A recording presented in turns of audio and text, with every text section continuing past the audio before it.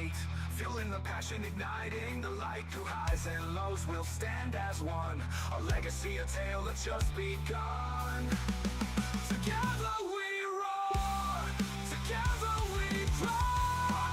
Detroit Lions will rise, with our hearts full of dreams and the fire in our eyes. From the past to the future, we'll claim our own. In the home of the brave, we'll proudly have grown. So let's lift our voices, let's turn it up loud. For the love of the Lions, we'll always be proud.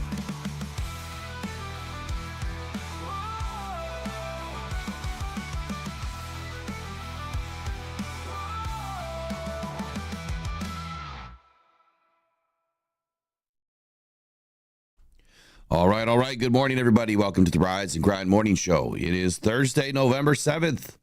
We're going to be talking a little bit about the Texans and the Lions game today. A little bit of offense play. As you can tell, my voice is gone. I feel terrible. But we're going to try to push through today. I can't stay off the airwaves for this long, man. I just can't stay away from it. Got to keep pushing forward. So we're going to be talking about Lions and Texans. What is Brad Holmes going to be doing this week or next week or the following week? Is he done with the defense? The word is probably not. Yes, the trade deadline is over, but there is still more moves to be made. So we'll dip into that a little bit later on in the show today. We're going to be talking about a few topics this morning. We're going to bounce around a little bit. Tomorrow's show is going to be primarily Lions, Texans, pregame, breaking it all down, offense, defense, offense. We'll do a little bit today.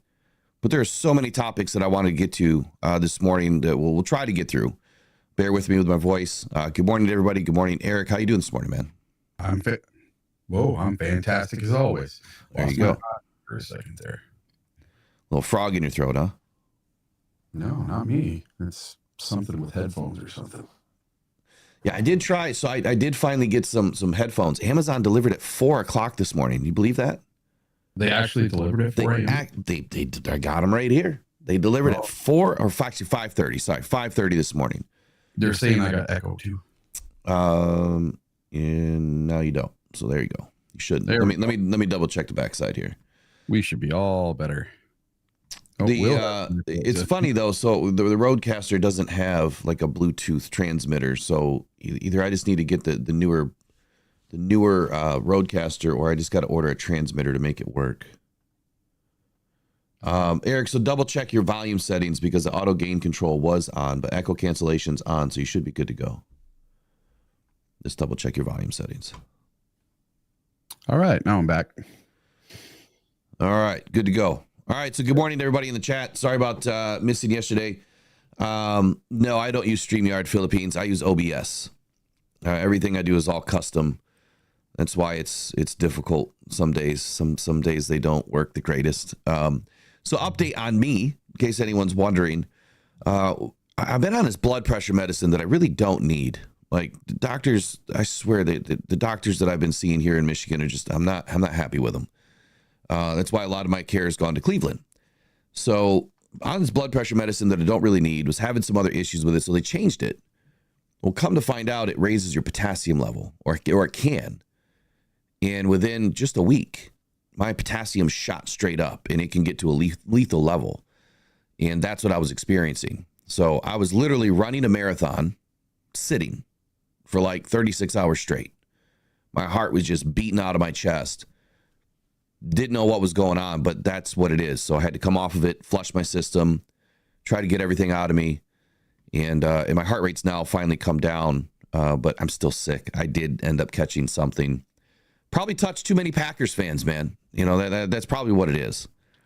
And small update from last night. So we didn't do fantasy football. There won't be fantasy football this week.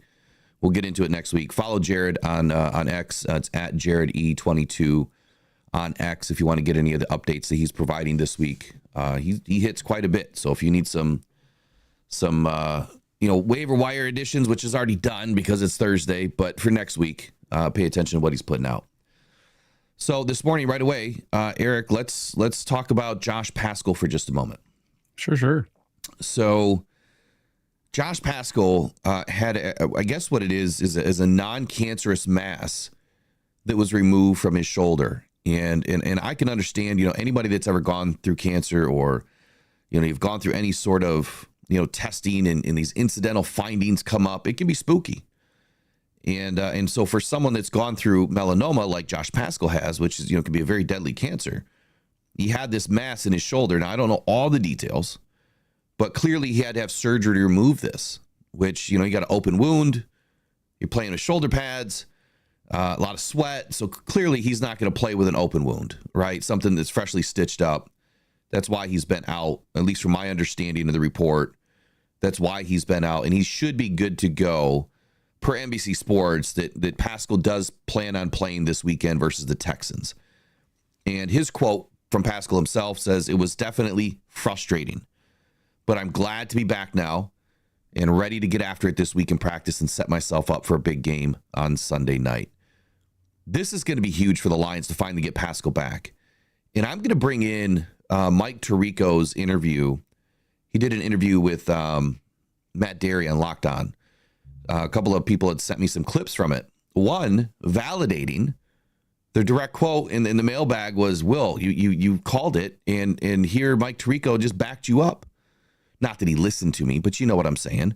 Said the same kind of thing that I've been talking about for months now on why it wouldn't make sense to bring in such a high-valued pass rusher, spending the draft picks, wasting your future, but also spoke to the other thing that I speak to, which is supplementing and how the draft is so important now that you've gone and locked up some of these guys and spent a boatload of money. You can't just go out and bring in high-priced free agents. You have to supplement through the draft. So before I give the whole segment away, I'll bring in Mike Tirico here in just a little bit, listen to his audio, and we'll have a conversation about it because I think it is a very valuable point that he made. And it does validate, a lot of the things that I've been talking about, which I know they're not sexy takes. People don't like it. They don't want to listen to it because, it's not what they want. They want these big, Ferraris and Rolls Royce, pass rushers, on the outside of, Aiden Hutchinson. It's just not going to happen. And it didn't happen. I mean, I think that, we knew that. This is probably one of the only channels that stuck to our guns and said, not happening. We'll get a second-tier guy, but I don't believe Za'Darius Smith is a second-tier guy. Maybe comp-wise, maybe salary-wise, but from an athletic, ability and what he's been able to produce throughout his career, he is falling into a perfect opportunity with the Detroit Lions. So we'll bring that in here in just a few moments. Eric, what's on your mind this morning, man? Not too much. After we got the Smith trade done, I tried to tell everybody that I was 99.9% sure that Brad was done for the day.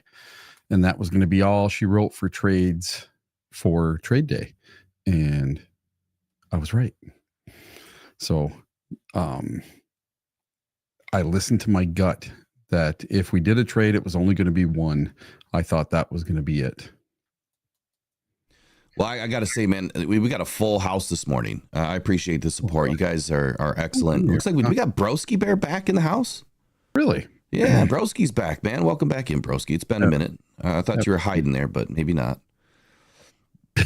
Well, let's see who we have in the house this morning. So, by the way, there's this target goal now for super chats, and what I'm going to do is this. I'm going to use it as a kind of like a raffle, if you will. So I put up a target goal of 20 super chats of $5. And if I can do more, I would. It just depends on how many people we have in. But if we hit 20 of $5 on a show, I'm just going to pick someone that donated to win a mini helmet every single day. So every single day I'll do that. Or we'll do it once a week or something. Every single day is probably a little bit much, but we'll do it maybe once a week. So we started it today. If we don't hit it, we don't hit it. If we do, we do. But we got Mike P in the house. We got Dale in here. Trace, of course. Bruce MacArthur. Good morning. We got Mike, the Marine guy, Gunny. Good morning. We got Richard Fitzwell. Jody Carithers. Lone Spoon 77.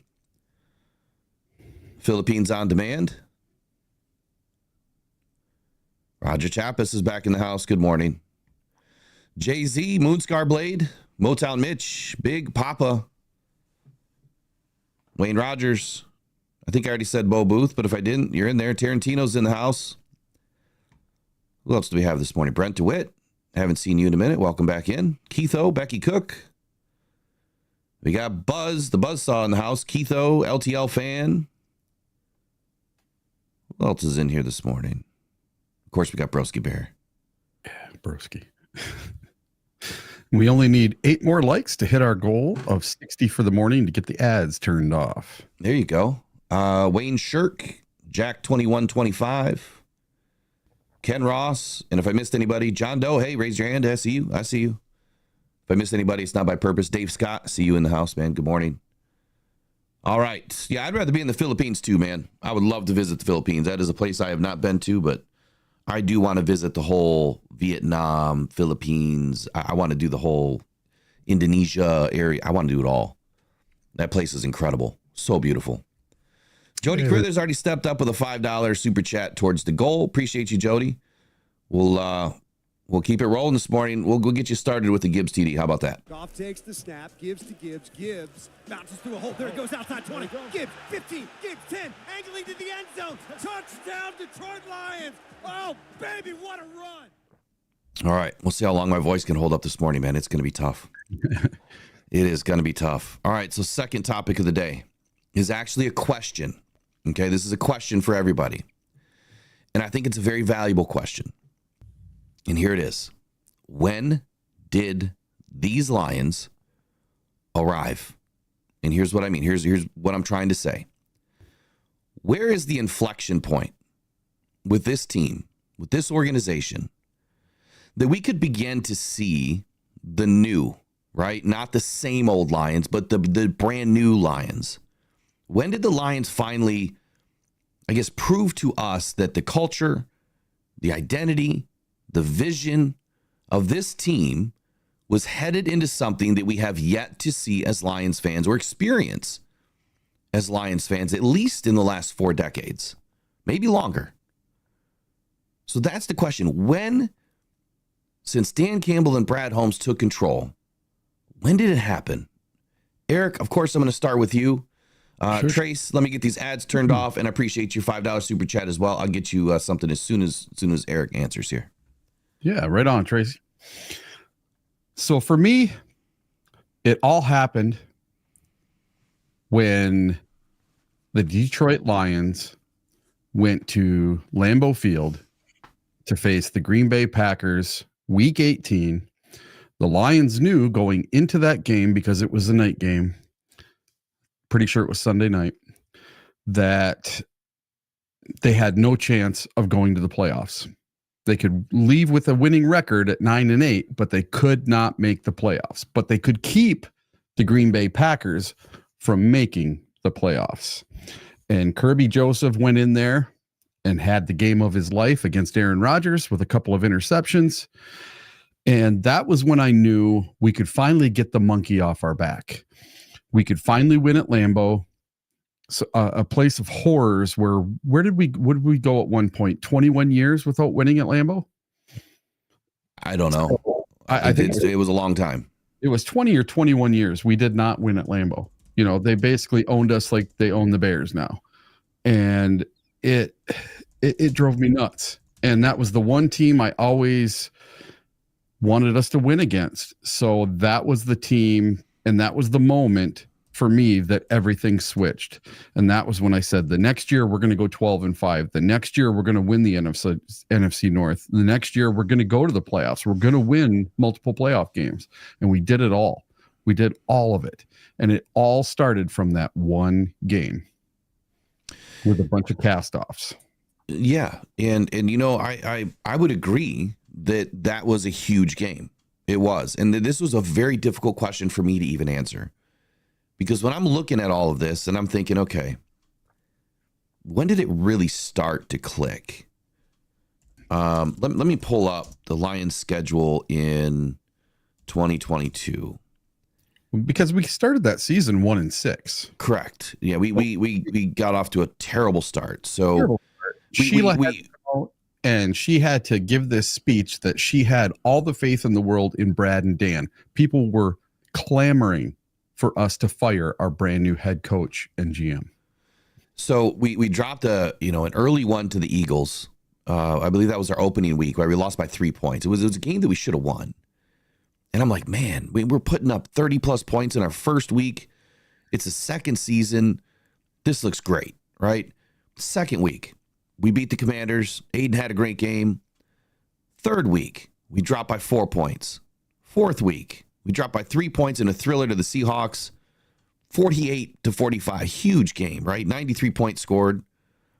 Fifth week, we get spanked, 29-0. Sixth week, we drop one to the Cowboys. Seventh week, we drop one to the Dolphins by 4 points. So I'm looking at this and I'm like, man, we are right there. From a team that just went 3-13-1, in year two, we are right there. I mean, we are dropping games by less than 5 points. You're talking one play, maybe 2 plays, but definitely just one scoring play. And this is not 1-6. This is 6-1. And I'm thinking, man, it's going to click at some point, right? It's going to click. So we drop one to the Packers. So now, if you look at that schedule, we went 0-1, 1-1, 1-2, 1-3, 1-4, 1-5, 1-6. Barely beat the Packers to go 2-6. Then we beat the Bears, 3-6, and then we beat the Giants, 4-6, and then we barely lost to the Bills, so we go 4-7. Spanked the Jags, 5-8 or 5-7. Beat the Vikings, 6-7. Beat the Jets. We're evened up at 7-7 through the the 14th game of the season. And then after that, we lost to the Panthers, beat the Bears, so we're 8-8. Beat the Packers week 18, finished 9-8. So I agree, right? That week 18 in Lambeau, I mean, epic game. It's snowing. Kirby goes off. Phenomenal game. And I would agree that it would have been week 18 of 2022, but that's not my game. I wanted to see what was going to happen the next year. Can we carry this momentum into the next season? You're now facing the Super Bowl champs to kick off week 1 in 2023. You are traveling to another iconic stadium, a very difficult place to win. KC does not drop games at home. And you're going up against the Super Bowl champs. This is the medal test. Are you going to sink? Are you going to swim? Is this going to be too big for you? And it wasn't. So for me, it was week 1 of 23. Beating the Super Bowl champs in their home. And I'm not going to put out the asterisks and say, well, they were down Chris Jones and they were down Travis Kelce. Don't care. We were down players too. And matter of fact, even if they were all in, the result probably would have been the same. But for me, it's looking at this game like, can we rise to the occasion and actually show what we're about? Can Dan Campbell, with everything that he's been saying, I mean, so it started out with Dan's a meathead. Dan's talking about biting kneecaps. Stephen A. and all of the other, analysts out there are just trashing the Lions like, you made a huge mistake.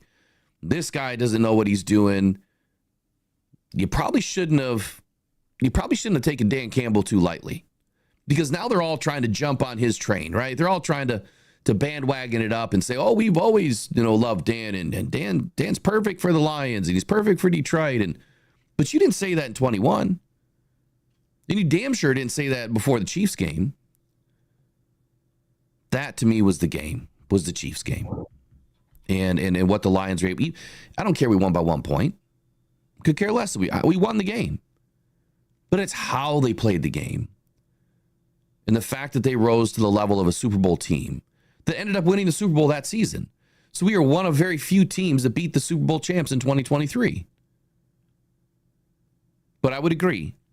Week 18 for me, I think that was the point where the guys in the locker room that, obviously not all of them, stayed with, but they probably looked at each other like, man, we can do this.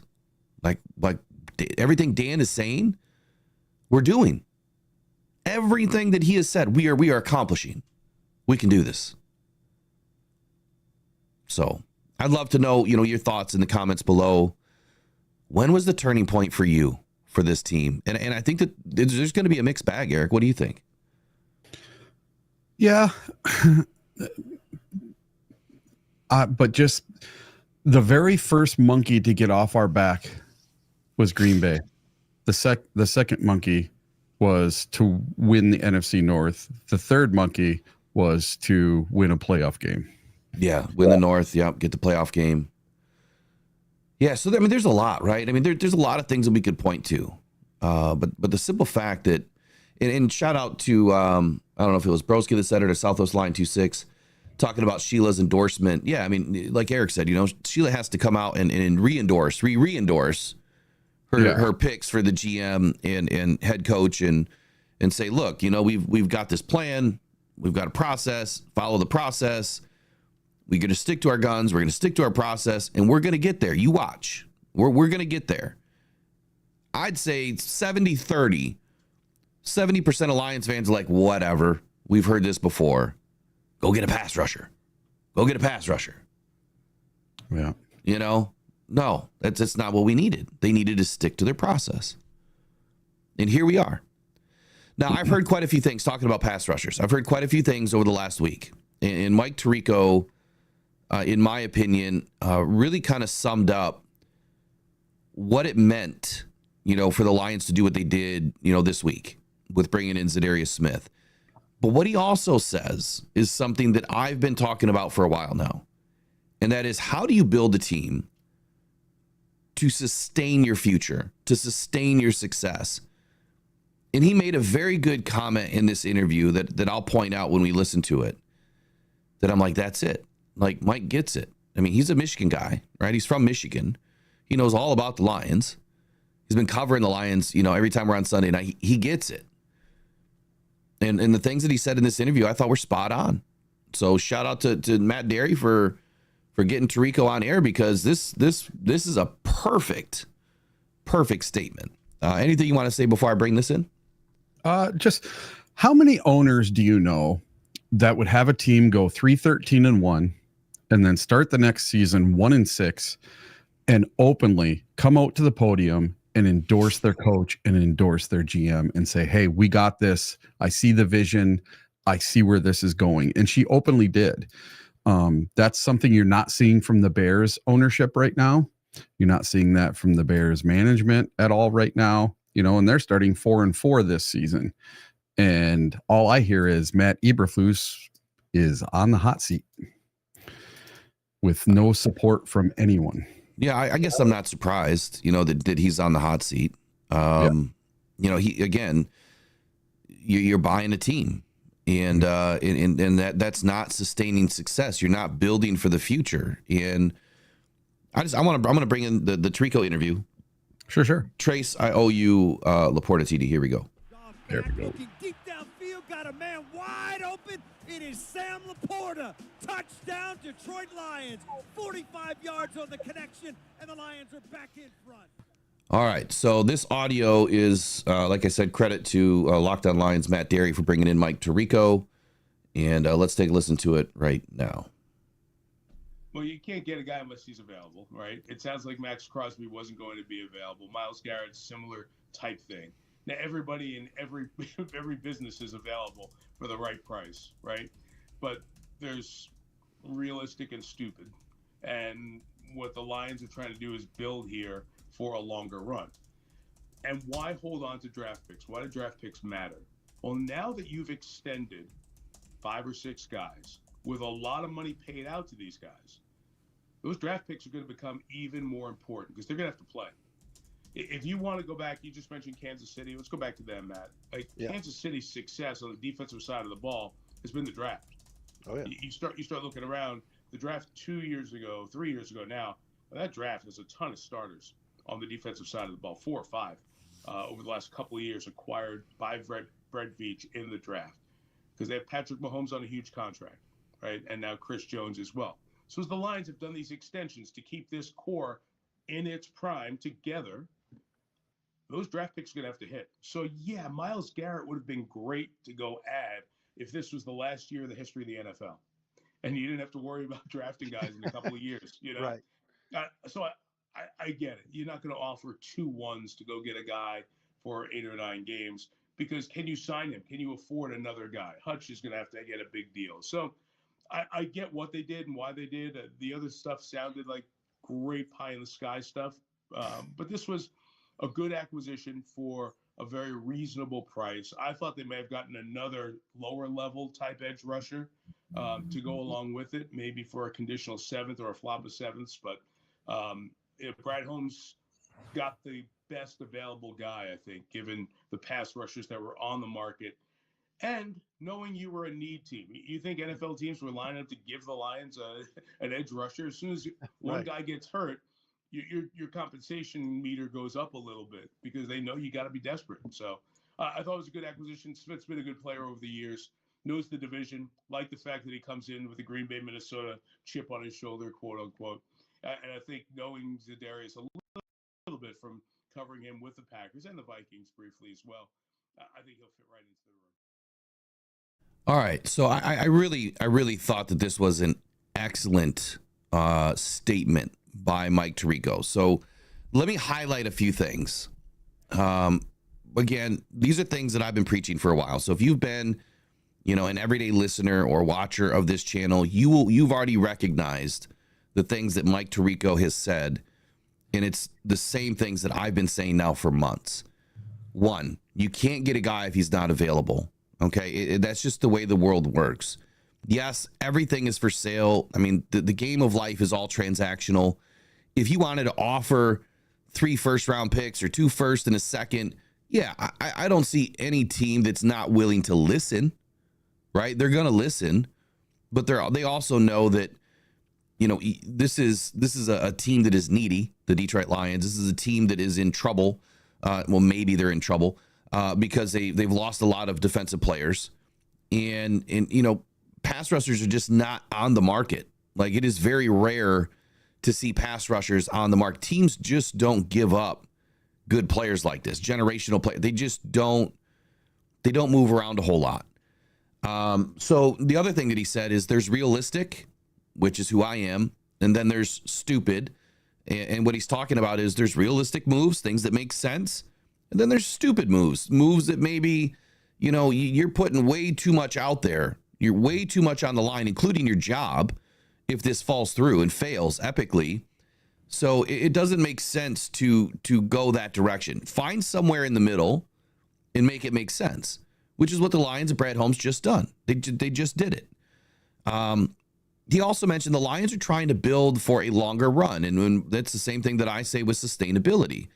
And when you build a team and you build through the draft, well, you have to be able to supplement, right? Because if those guys are going to stick around, all those high draft picks that Brad Holmes has invested in, Aiden Hutchinson, Ali McNeil,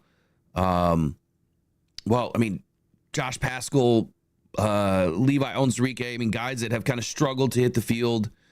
But you look at all of our top tier talent, the Sam Laportas, the Jahmyr Gibbs, the, Jameson Williams, the Aiden Hutchinson, who I already mentioned, and then the other guys that are already on this team, the Taylor Deckers, the Amon-Ra St. Browns, the Penei Sewells, those guys you're investing in, that's your core. And he mentioned, keeping your core in its prime together.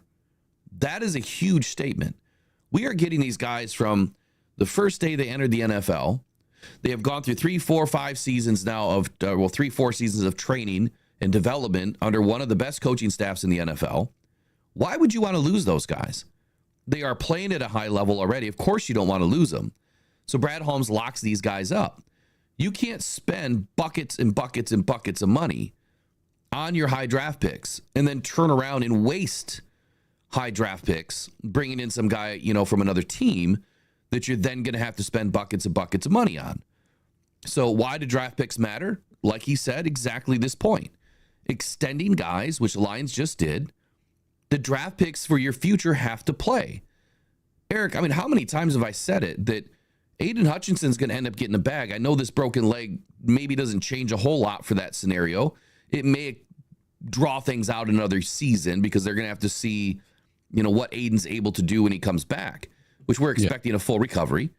But how would you feel if, the Lions bring in a Myles Garrett or a Max Crosby and they give away 2 1s and a 2?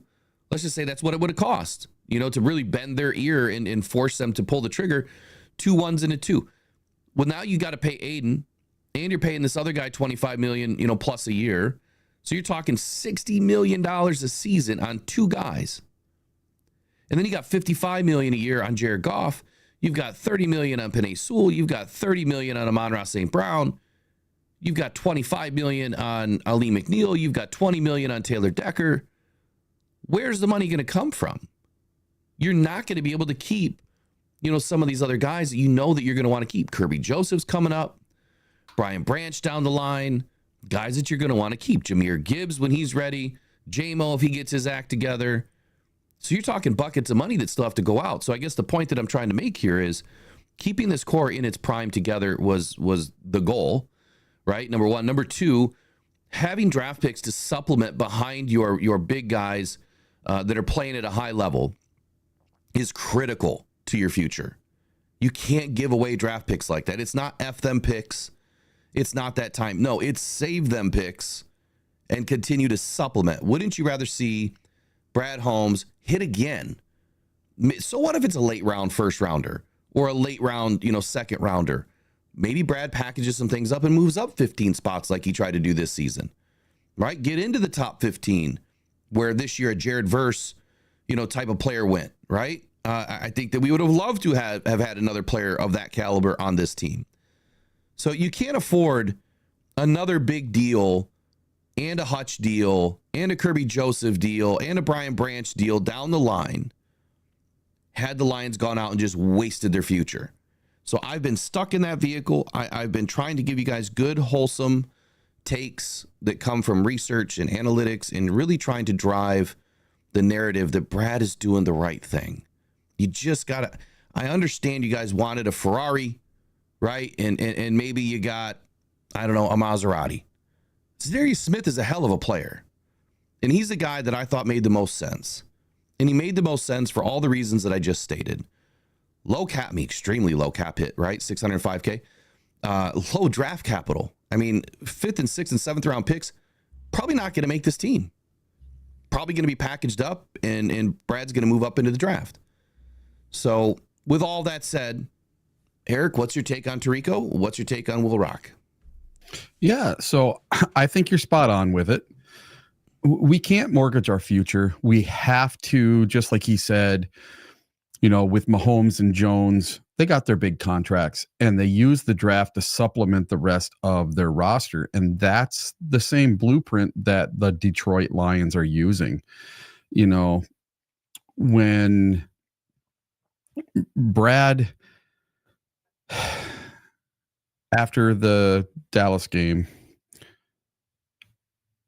sat down and got on the phone, sat down with MCDC, said, hey, what are we going to do? We need a pass rush. We've lost Davenport. We've lost Kaminsky.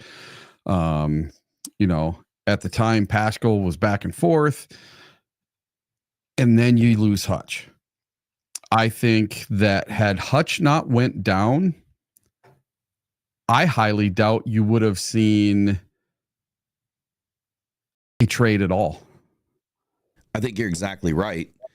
And matter of fact, I do have a second set of audio to play this morning that kind of talks about that. Yeah. And it was from I think it was from Good Morning Football. It might have been the Insiders. I don't remember, but I'll play it here in just a moment. Because they did say yesterday, Campbell said in his interview yesterday or the day before, he did say we didn't start making calls until the day after the Dallas game. Right. Yeah. And we expected it, right? I mean, of course they're going to start to look. We just don't know who. Mm-hmm. We don't know how many phone calls they made. We don't know how many teams they talked to. We don't know how many players were involved. But Za'Darius Smith, from what we understand, was one of the first names that they were pulling for. And it sounds like it was a dogfight. And shout out to Jay-Z in the chat. He said, that the Cleveland Browns wanted a 4th. And he makes a very good point. Amon-Ra St. Brown was a 4th. Derek Barnes was a 4th. So imagine you give away an Amon-Ra St. Brown to the Browns. You give away a Derek Barnes to the Browns or whomever, whatever team. right? Whatever team you wanted the pass rusher for, Arden Key to the Titans. Maybe you gave them an Amon-Ra St. Brown or Derek Barnes, because those are the types of players that Brad Holmes identifies. Those are the types of players that this scout team identifies. And they're doing it better than anybody in the league. I mean, I think it speaks volumes that other teams are poaching. They're trying to poach our scouting department, of all people. Not players. They want our scouting department. And we've lost, I think, at least two guys in the last couple seasons. So, look, Brad's going to keep filling that pipeline. I'd love to join that pipeline someday. Hey, we had another super chat from Lions fan 76. They say, I can't pinpoint it for me, but when I saw the team buying into it, so did I. There you go. Lions fan 76. Let me get you a shout out this morning.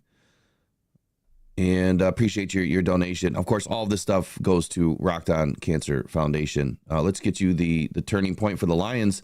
The real turning point when we finally won our first home playoff game. For the second time since 1957, for the first time since January 5th, 1992, these Detroit Lions are going to win a playoff game. What an epic game that was, man.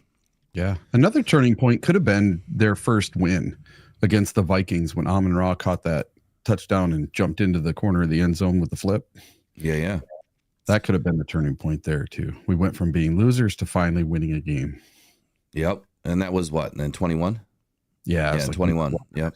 Yeah. Yeah, it's just things started to turn. Amon-Ra really started to turn on about halfway through that season. And there's been some really good conversation with Jared Goff and what Amon-Ra St. Brown means to him. And I apologize, I didn't prepare anything for that this morning, but in a nutshell, Amon-Ra St. Brown, like he says, has been the friendliest target he's ever had to throw to. And, Amon-Ra St. Brown just makes it easy. And that's because he puts the work in and he's, a hell of a leader. And for me, it's like when I look at these draft picks and I see what Brad Holmes does, I don't know anybody in the right mind that would say, F them picks, just go get whomever. The other point that Mike Tirico made, and then I'm going to jump into the other audio, is where he said this. He said, I think I wrote it down. If this was the last year of the NFL and you didn't have to worry about drafting anybody, then Myles Garrett makes sense. Max Crosby makes sense. But that's not the case. This isn't the last year of the NFL. This isn't the last year of Brad and Dan's, time in Detroit. Now, if they were under contract and this was their final year of their contract and they're trying to get extended and they're trying to go all in, well, yeah, then maybe that kind of a deal does happen because they've got one fat chance at it. But that's not the case. These guys are locked up through 28, I think, at least 28, somewhere in that range. Yep. So there's a vision here, everybody. If you don't see it, Jared Goff is locked up through the same time that Dan Campbell and Brad Holmes is, along with Lee McNeil, Taylor Decker, Penei Sewell, Amon-Ra St. Brown. All of these guys are together. So the window is open, yes. And you hear that often. How often does a window open for a Super Bowl run? Well, it's open. And I don't think it's going to close. I really don't. I don't think it's going to close as long as we have healthy enough guys suiting up every week. But even if we don't, look at what they're doing. Did we really need a pass rusher? Did we really need to go out and invest? I would say because we pretty much thieved Za'Darius Smith from the Browns. I mean, Brad Holmes just stole the dude. Yeah, I mean, that's a great deal. But did we really? I mean, our defense has been playing pretty well with third and fourth options. And that's incredible. And that's a huge testament to AG and Dan and Brad and every other coaching, bit of coaching staff on this team to have these guys ready. Find ways to win. Utilize, every option that you have. And for me, that's what it's all about. You're utilizing the personnel. AG didn't have the personnel that he needed. And now he's got the personnel, but now he's really fine-tuning every little bit of his defensive scheme to make everything work. He is playing it. I mean, he's playing at such a high level right now. AG is. And when I say playing, I mean, as a coach, as a coordinator, like he's moving chess pieces way differently right now and making things work. So big shout out to Aaron Glenn, man. I am so happy that he's still part of this team. Peter Van Larhoven, super chat shout out 499 says, happy to see you're feeling better, Will. I actually feel like crap, Peter, but I'm trying to gut it out today, brother. I really am. I feel terrible. I'm just glad my heart is not beating out of my chest because that was painful. I don't know if you guys have ever experienced that, but it is painful. Let's get you a JMO TD because JMO TD or JMO's back. Jameson makes the catch.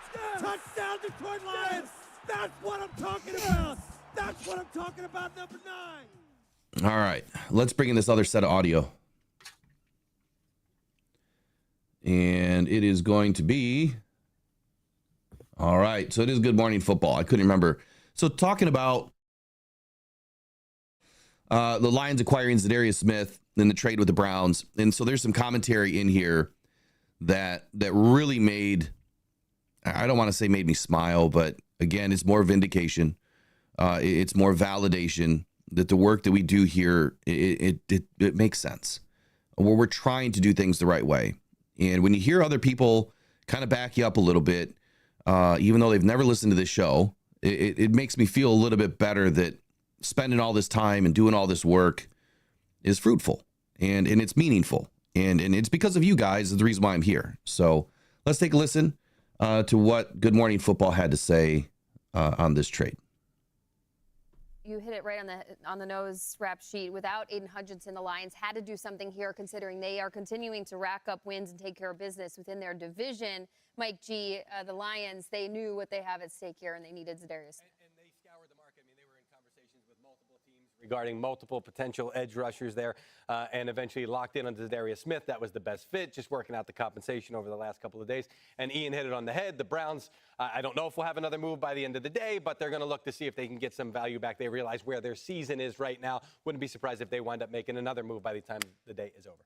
I'm not trying to take the stinger or the buzzer out of this one. Ian's right. This has been the most rumored trade maybe in NFL history. We heard about this on Friday and Saturday, and then obviously it goes down on Tuesday morning. But the Lions, just extra help. Now, they didn't need it the last few weeks, but trust me, when it goes down to December and January, Za'Darius Smith will be on the field and he'll be making key plays, whether or not they needed him or not. I like great teams making moves. You don't stand pat because, listen, the dirty little secret, they went into Green Bay and pushed them around. In that game, they did not sack Jordan Love once. There were 0 sacks in the rain in a sloppy game. They had none.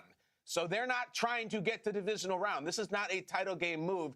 This is an unfinished business. We're going to perfect this machine and win the Super Bowl this year move. They didn't have to make it. And that's my favorite kind of move. When you were already good, you didn't have to make it. You did that anyway. Big time, big time. I still think the Lions are going to win the Super Bowl. Yeah, Kyle, I didn't think that they had to make it, but I think that they needed somebody. They needed a dog up front to be able to go hunt the quarterback. You talk about Aiden Hutchinson. This dude had 7.5 sacks prior to his injury. Now, since then, they've only averaged 1.7 sacks per game. So they need somebody to go hunt the quarterback, and now they have their man. Yeah, and they have somebody who understands, too, the NFC North. His last double-digit sack season, 10 sacks, is when he was with the Minnesota Vikings. So I think this is a perfect opportunity, the perfect fit. Yes, he's a veteran guy. He understands line play, but also he brings a different level of production. This is smart. I'm saying it. I've been saying it. The Lions are making moves. They're standing on business, and they're not just sitting back going, hey, you know, we've got the next man up. They went and found that next dude. And, Jamie, just to reiterate, teams did nose around potentially for Myles Garrett. Cleveland Browns saying, why would you trade him away? Yeah. He's a foundational piece of the franchise. He wasn't going anywhere, so everybody understood Za'Darius Smith was going to be the Good to clear that up. Yeah.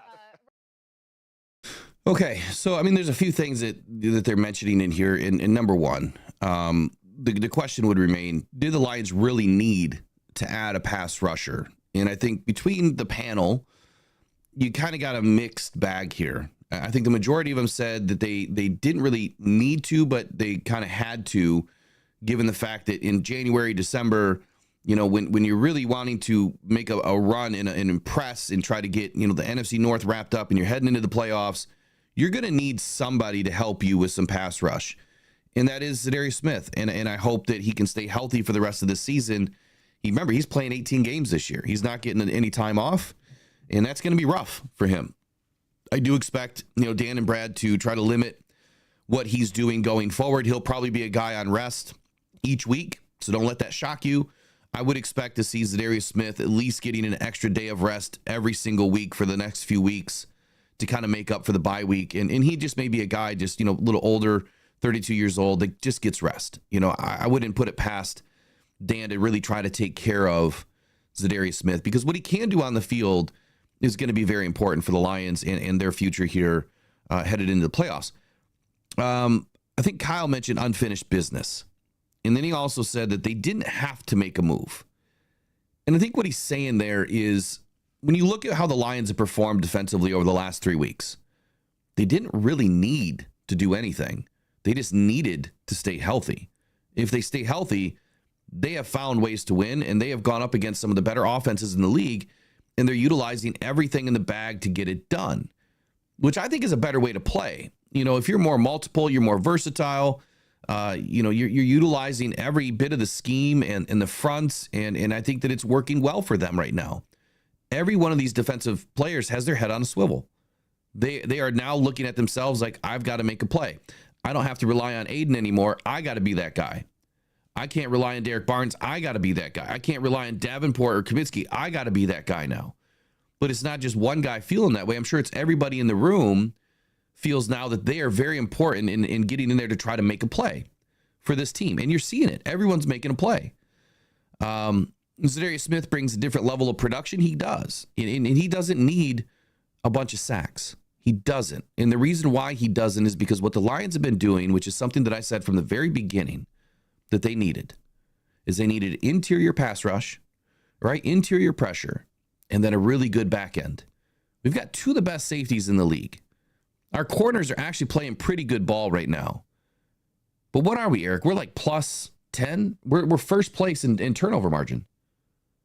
I think you're muted, buddy. Plus 11. Plus 11. But we're first place, right? Yes, first in the league. Now, Eric, you could back me up when I say this. In the very beginning of the season, even during the offseason, I said two things. Interior pass rush is going to lead to more interceptions, more takeaways and turnovers from the back end of this defense. We haven't had Aiden, and we are getting interception after interception after interception and punching out fumbles and picking up fumbles, scoring, pick sixes with Kirby this last weekend. That's what this interior pass rush has done for us. Am I right or am I wrong? I mean, you've heard me say it multiple times. 1,000,000% correct.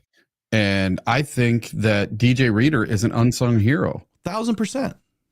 He might not jump off the stat sheet. You might not see 15 sacks from DJ Reader, and you're not going to. You might see 3, and that is fine. He is a load, and he is pushing up the middle. He's holding up the offensive linemen, pushing them into the quarterback, and the quarterback's having to make horrible throws. Look at Jordan Love last week. Every time he was under pressure, he made stupid, bad throws, and he should have been picked off one more time. That one where he ran off to the side and threw the ball up anyway after running around for 5 seconds. He is so lucky that did not get picked off. If it wouldn't have been raining, I don't think I think it would have gotten picked off. Yeah, absolutely.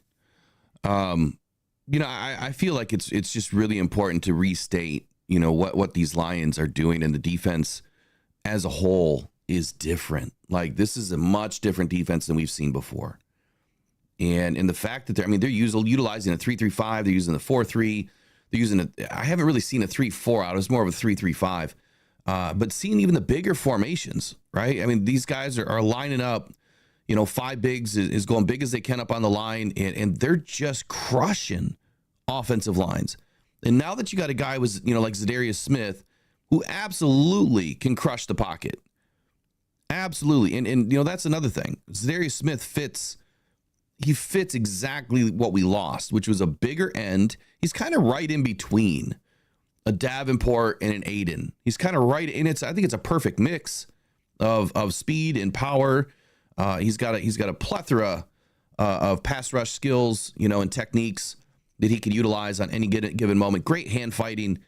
I expect to see a lot out of Z Smith, man. I feel like he's going to have, or has had, fallen into a perfect opportunity with the defense is playing at a high level. He's got great back end support.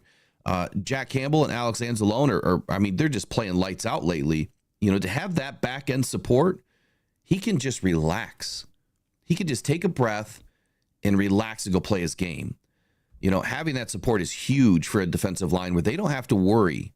If they screw up, if they get a little too deep or, they push the pocket too much and open a hole, that they've got good back end support that's going to clean it up for them. But if they do it the right way and they get pressure, they know that back end support is going to go pick the ball off, knock a ball down, defense a pass, or just make the play. And that's what we've seen. I'm not going to get all wrapped up into the stats where it shows our defensive backs maybe are, bottom of the league again because of, how many yards they're giving up. I could care less. What I care more about is how many points are we giving up? How well are we playing in the red zone? And when we're up by a lead, of course we're going to give up, a lot of yards. That's just the nature of the game. You're not going to go in and press and stay aggressive. AG made that mistake in the NFC Championship game. No, you're going to sit back, you're going to keep everything in front of you, and you're just going to try to walk out of the game with a win. I still want to see the offense press a little bit more. In the Green Bay game, we really took the gas pedal off probably about, a third of the way into the third quarter after we scored. I feel like the Lions just needed, I don't know if we did score in the third round or third quarter. I can't remember now. But they took the gas pedal off a little bit in the third quarter, and they kind of stayed that way. Some funny play calling, but I'd rather see him at least keep the gas pedal pressed a little bit. Extend that lead to at least 3 scores. At least 3 scores. 4 would be great. If you could have, a 21 to 23 point lead, heading into the fourth quarter or halfway through the third quarter, the game's done for the most part, especially with this defense. Yeah. So Za'Darius Smith update real quick. He'll have 2 days off, like I said, to be with family, kind of get some rest, reset. He doesn't have what was supposed to be a bye week this week. This is the Browns bye week. And what I'm understanding here is that, and kind of what I said a minute ago, is that he's going to be a guy that gets some rest throughout each week. The 1, to kind of make up for the bye week, but 2, just because he needs it. He deserves it, and we need to keep him healthy. The Lions need to keep him healthy. What do you want to add to this now? I'm kind of done with those segments. We'll start turning into, we'll talk about some offense. We'll talk about Jameer and Montgomery up next. We got some news on Texans linebacker and receiver that is possibly coming back for the game. So what do you want to add to today's topics? What do you got? So I want to add to this a little bit. I have a question for you and everyone in the chat. What is your expectation, sack and pressure wise, for Za'Darius Smith for the second half of the season? Now you have to remember, sacks are the flashy stat that everybody wants to see, but I would rather have less sacks and lead the league in turnovers, because who leads the league in sacks right now? I believe it's the New York Giants. I wouldn't like their record right now. I would rather have the Lions record and lead the league in turnovers. So what do you think the stat line is going to be for the second half of the season for Za'Darius Smith, for you and all the people in the chat? What do you think he's going to do? How many sacks is he going to get? What are you kind of thinking for pressure wise? Well, let me look up. Let me just look up where. Yeah, let me just kind of take a peek of where he's even at.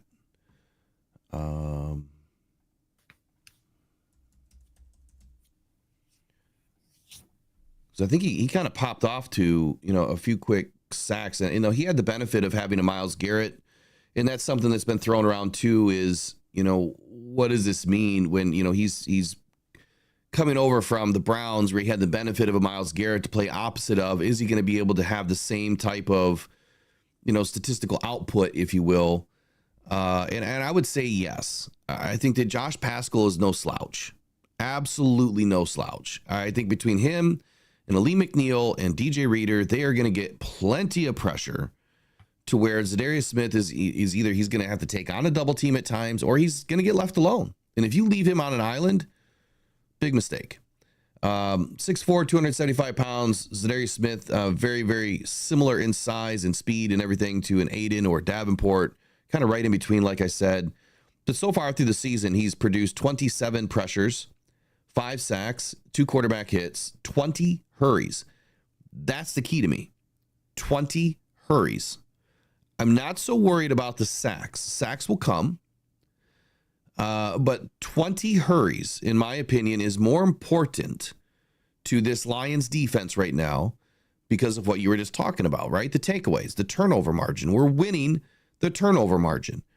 You want to put the ball back in your offense's hands to get that lead, to continue to milk the clock, to keep their offense off the field, keep their defense off on the field, let them suck wind. So the hurries are more important to me. Turning it into a negative play or a turnover, I think, is more important. So I'd rather see him do exactly what he's doing right now. You know, the pressures are going to come. I think he's going to have more, honestly. And I know that's it's probably not the most welcome take out there. I think he's going to produce more. I don't think he's going to have a ton of sacks. If he gets 5 for the rest of the season, regular season, I think that would be plenty. And I would say that, quite honestly, when you look at his record, I mean, he's had 10, 14, 18, and 10 since 2020 or 2018. 21 was an off year, but the last 2 seasons he's averaged, he had 6 sacks in 23 and 10 in 22. So if you were to average the three most recent seasons where he played a lot of snaps since 2020, 24, 30, he's averaging 10 sacks a year. So I think 5. I think 5 for the rest of the season would be fine. If he has less than that, I'm not going to be mad. You're not bringing in a pass rusher just to get you sacks. You're bringing in a pass rusher to play well within the scheme and to help the other guys on the team produce. So keep doing what they're doing, man. Keep putting the pressure on, turn it into negative plays and turnovers. So 5 would be my answer. But more importantly, I want to see, about 45 more pressures out of the guy at least. Okay. And then I have a couple of little things here real quick. So in your memory, who was the last team to say F them picks, made a big trade at the deadline, and went on to win the Super Bowl? I don't think it's ever happened. Say that again, buddy.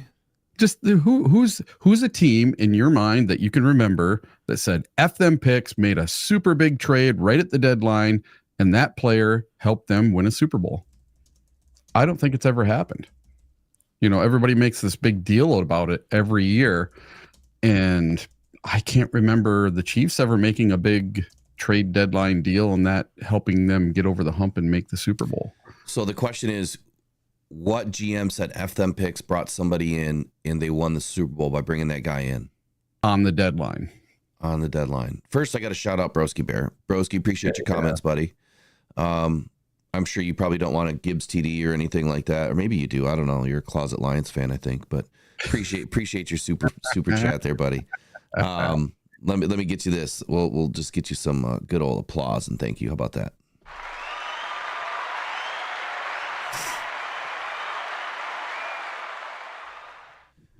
I guess, the only team that really pops into my head right now is the Rams.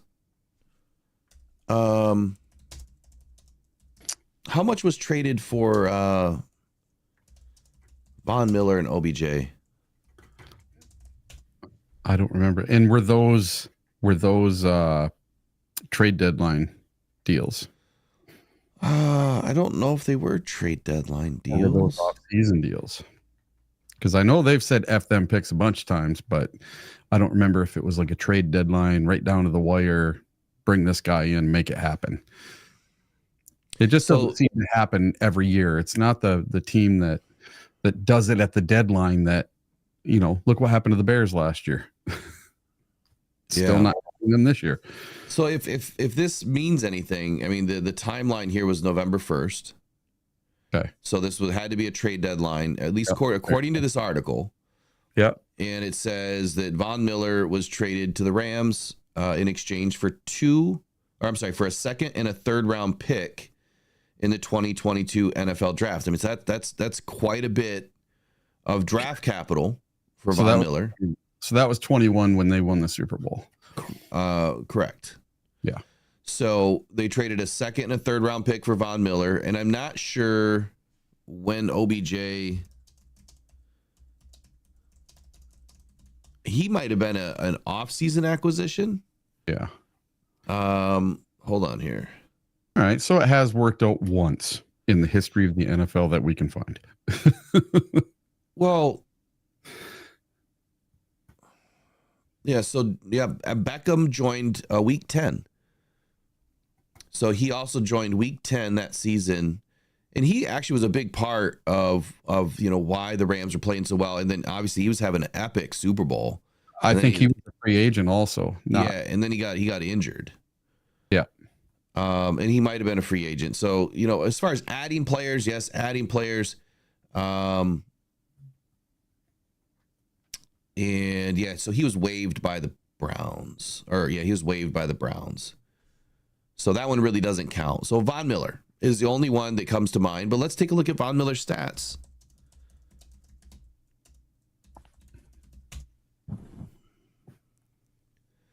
So in the Super Bowl in 2022, he had 2 tackles, no interceptions, 2 sacks. So it worked out for them, I would say. Yeah. But that's probably the only one that I can think of in recent memory. Yeah. Does anybody in the chat know anything more? Yeah. If anybody else knows, let me know. But I mean, just going off of, just kind of going off the trends.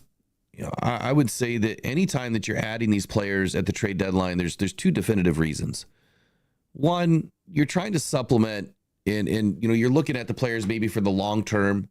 If you're bringing in guys that, maybe are on a half a year rental and you're just going to try to negotiate to keep them on the team. Maybe you've already pre-negotiated and you're going to get a contract done to keep them around for a few seasons. Or in this case, you're looking at making a run and you're trying to backfill and supplement your team to continue to make that run. And that's kind of where the Lions are. But, the Lions also are looking at next season. And they've got Za'Darius Smith for next season. So I think that this is a double whammy for Brad Holmes and Dan Campbell, that they've got a guy for 2 seasons that can help them. I mean, next year with Aiden, you guys are going to get everything that you asked for. You wanted a guy opposite of Aiden. And if you don't think that Za'Darius Smith is going to be the best, pass rusher that we've had so far, opposite of Aiden, hell, he might even push Aiden next year at 33 years old. Push Aiden to get better. And that's what we want to see.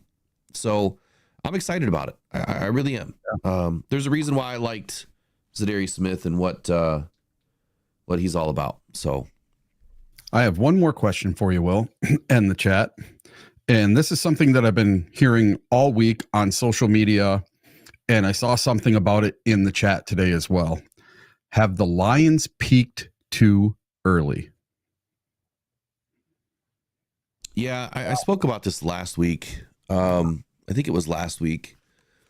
And I would say no. I don't think so. I think what you're witnessing right now is just a damn good football team. I think that's what you're witnessing. I think that everybody is just playing at such a high level. I mean, Jared Goff, he can't get much better, can he?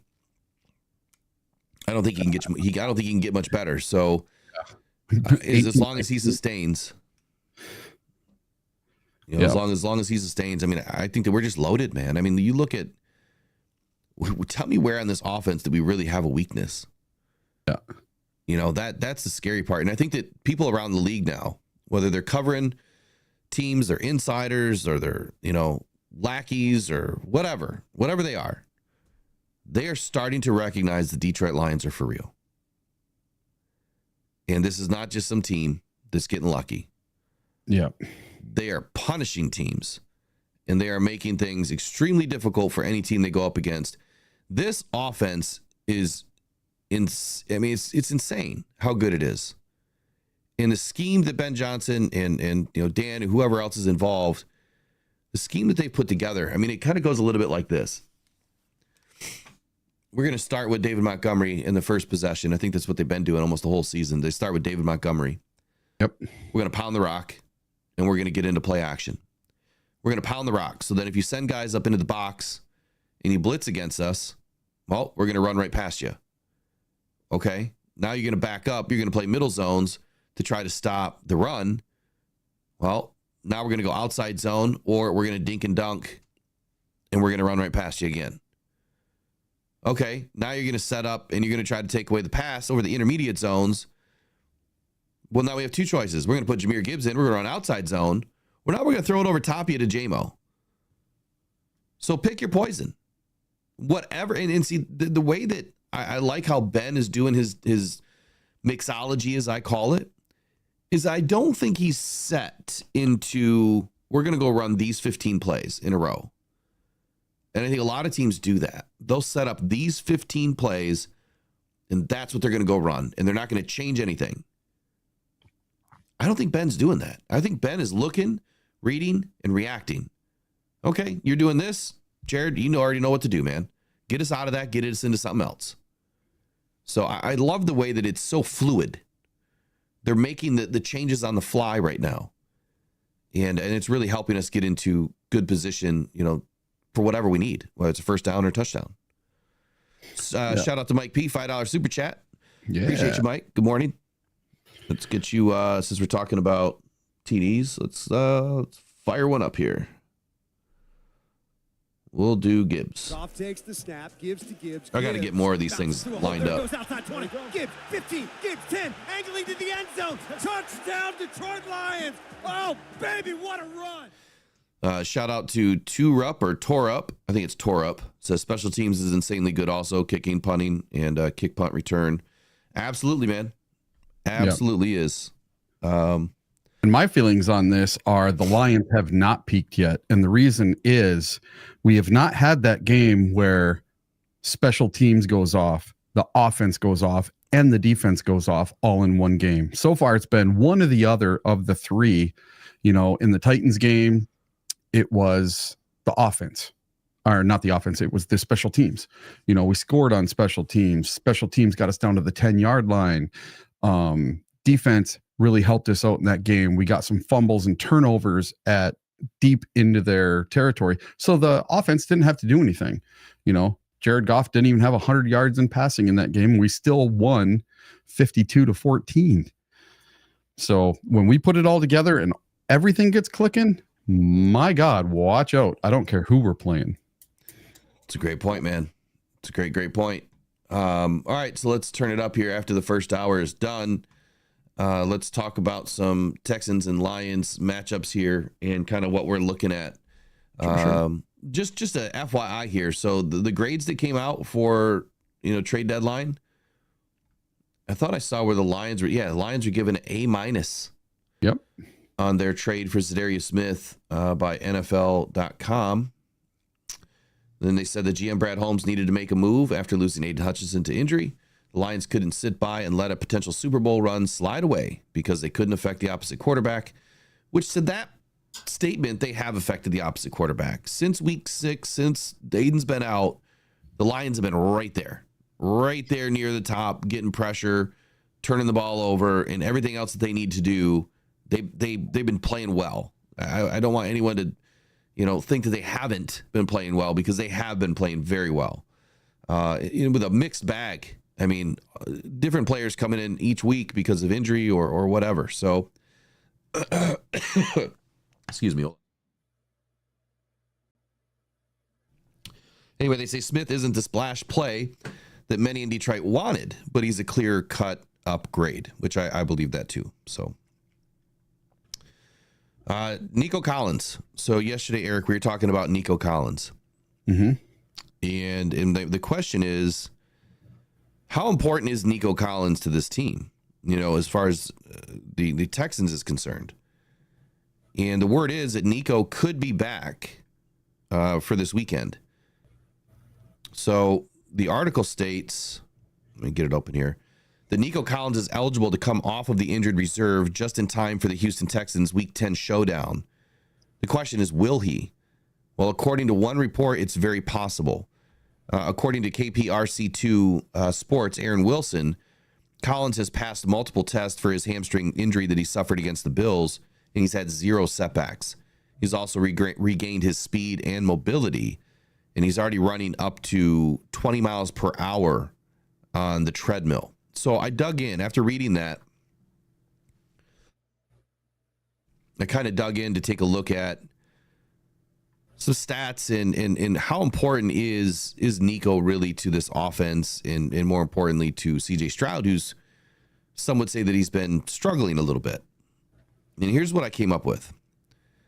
Number one, CJ Stroud has recorded a higher passer rating a higher completion percentage and more yards per attempt and thrown to open targets more often and also generated more EPA when Nico Collins is on the field. That's a huge statement. So pretty much CJ Stroud is the version of CJ Stroud that everybody's wanting to be accustomed to, but only when Nico Collins is in the game. Over the last 2 seasons, Stroud and Collins have connected for 309 yards on dropbacks lasting longer than 4 seconds, the most by any quarterback receiver duo over that span. They are plus 23.8 EPA when playing together, which is first in the league. CJ Stroud has faced the second most quick pressures, 74, and most unblocked pressures, 28, while being pressured in 2.53 seconds on average this season. It is the 9th quickest in the NFL. That's also a huge stat. Stroud has completed 8 of 10 under pressure attempts for 194 yards when targeting Nico Collins in 2024. And he has gone just 51 of 98 for 614 yards to all other receivers on such passes. So Nico is extremely important to CJ Stroud. I mean, he is the ebb to his flow, right? He is the chocolate to his vanilla, whatever you want to call it. They need each other. So I'm thinking about this and I'm like, okay, if I was AG, what would I, in understanding these, if I looked at these stats and I understood all of this, which AG does, what would I do? Well, I looked a little deeper. So the Texans have allowed the 4th highest pressure rate against the blitz this season, 54%, while taking the 2nd most sacks, 15. The Texans have also allowed a 2.29 second average time to pressure against the blitz, which is the 7th quickest in the league. So if the interior of the Texans offensive line, which has allowed 20.5 sacks this season, which is the most in the NFL, and they've also allowed 35 total quick pressures, which is also the most allowed by any interior offensive line duo, I think you see where I'm going with this. What does AG need to do? Pressure through the interior of the defense. Blitz through the interior of the defense. So if you understand that you just need to get home really quick, if Nico's in the game, you've got to pressure, and you've got to pressure quickly. And you've got to get up through the middle where they're allowing the most pressure. So this to me is a game that is drawn up to be a beautiful game for Ali McNeil and DJ Reader to get after these guys and to create some ruckus, start sending Jack Campbell or whomever through the middle of this defense, utilize Za'Darius Smith in whatever way or fashion you need to, just to contain the edge so that CJ Stroud does not get outside, and we are going to make this guy's CJ Stroud's night just a nightmare. And I thought you had a couple of things to add to this too, did you not? Yes. So, man, you caught me when I was trying to get a drink. You're good. Yeah. So CJ Stroud, he was sacked 8 times in last week's loss to the Jets. Can the Lions defense keep him under wraps? And what I was thinking is the Lions, what they need to do, especially if Collins comes back, because he's on IR, like short-term IR right now, correct? And he has not started practicing yet, as far as I know. I didn't see anything on the practice report for him.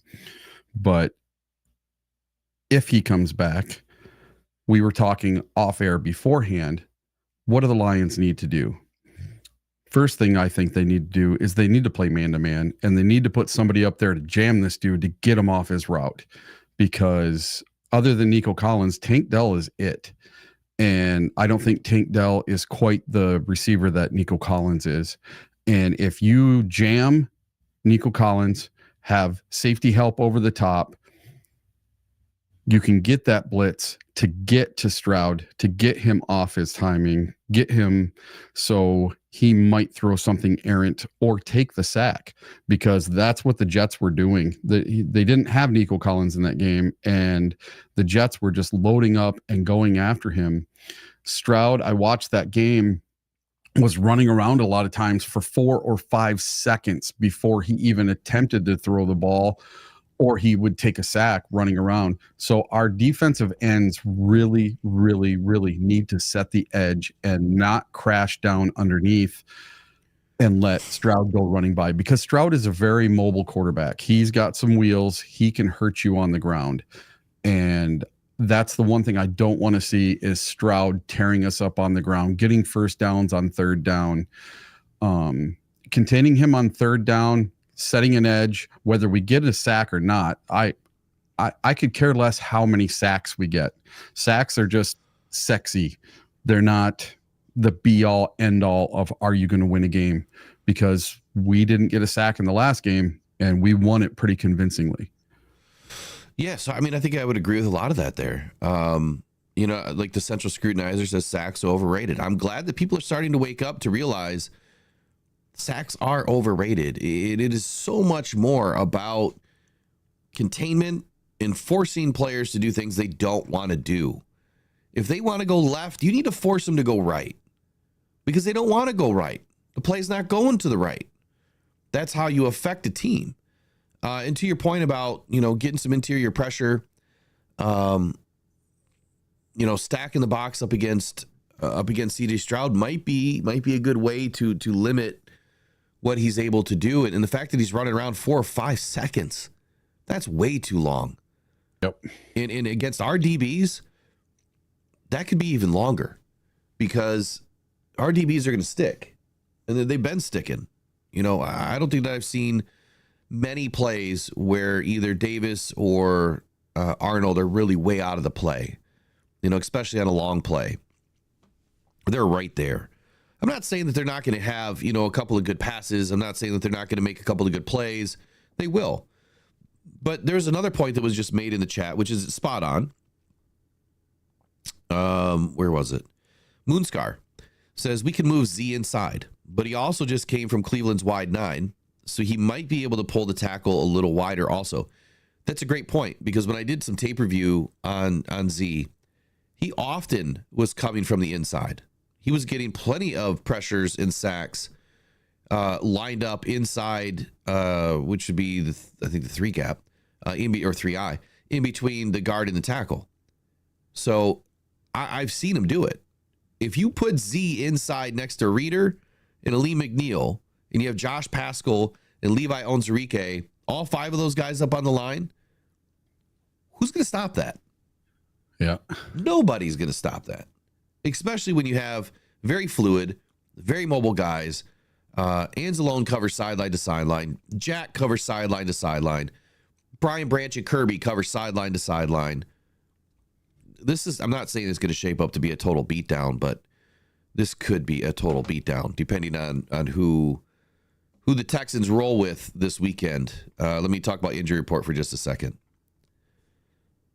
Lions injury report. So as I mentioned, about 3 weeks ago to the day, I said that Broderick Martin would be back, and he's back. He's still on injured reserve. 21-day injury evaluation clock started a while ago, but he's back at practice. Kaminsky still on injured reserve. He could return in the playoffs. Emmanuel Mosley and Ifeatu Melifonwu, their clocks have started. Now that's interesting to me, that Mosley and Melifonwu both have started, because where do we have room? We don't have any room on this roster. So they're probably banking on the fact that those guys are going to get healthy. They're going to get these 3. They're probably going to take all the 3 weeks for Mosley and Melifonwu. Yeah. We just don't need them right now.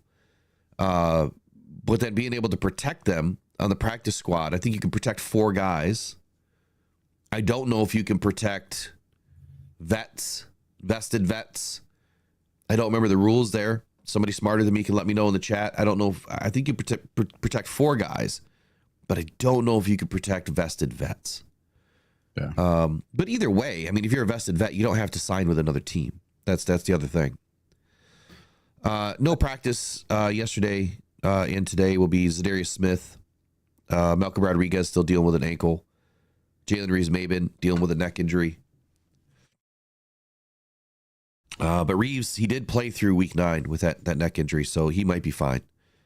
Full practice. Good to see Josh Paschal back, Sione Vaki, Mekhi Wingo, Broderick Martin, Emmanuel Mosley, and Ifeatu Melifonwu. So all those guys back in the house, ready to rock and roll. On the flip side, though, Houston Texans, man. Whew, yeah.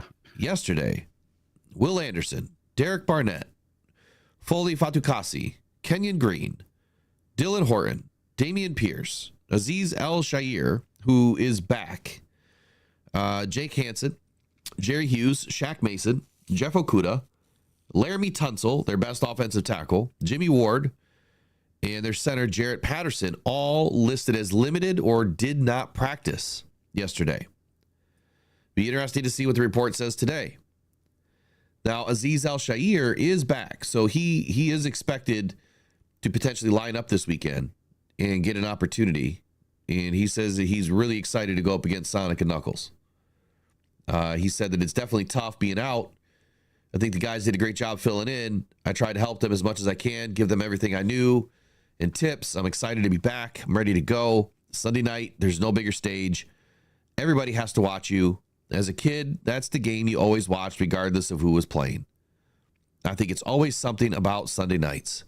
Something I always thought about as a kid. So he's ready to roll, man. He's excited. Don't get too excited, Azeez, because I have a feeling that Demo is going to be trucking you pretty early in this game.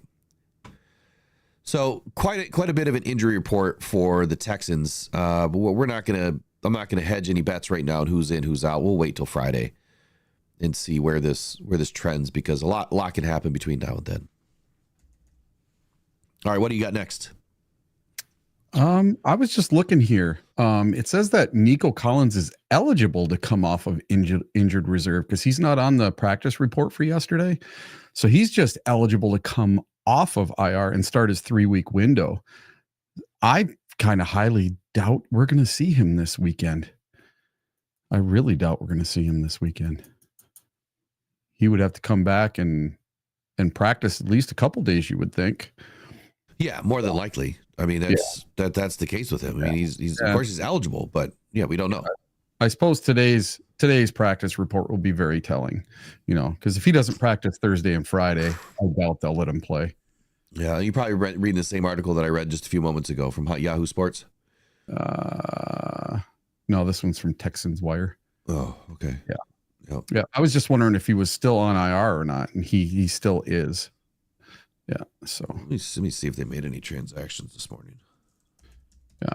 So one other thing I wanted to talk about today, getting into this Texans Lions game, was some of the betting odds and things that are going on DraftKings with these Detroit Lions. So the Texans are 3.5-point home underdogs for the second week in a row. The Detroit Lions are 3.5-point favorites on the road. The Lions are undefeated this season away from Ford Field. Pretty amazing, right? The over-under for this game is 49 points. In all but 2 games this season, the Lions have hit the over. Jahmyr Gibbs has the best odds to be the first overall touchdown scorer at plus 450. So if I was to place an imaginary $100 bet, it would pay $550 if Jahmyr Gibbs happened to be the first touchdown scorer of the day. Gibbs, Montgomery, and St. Brown have the highest odds to score touchdowns for the Detroit Lions, while Tim Patrick is at plus 400 to score a touchdown, and JMO is at plus 275. So please be very careful if you're going to do any betting. And I did place a bet this week for Tim Patrick to get his first touchdown. I placed it last week as well. Didn't happen. A lot of the wild, crazy things I thought were going to happen last week did not happen, but we came out with a win. So I'm happy either way.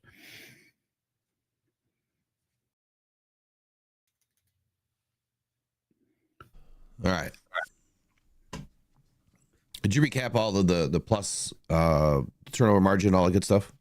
Not yet, no. So that's something very interesting right now. So the Texans are +1 in the point differential right now. And that ranks 17th in the league. And the Detroit Lions are at +110 in point differential. And that is first in the league. So the Lions are just crushing teams. We are winning by an average of, I think, 16.3 points per game. And it's just amazing.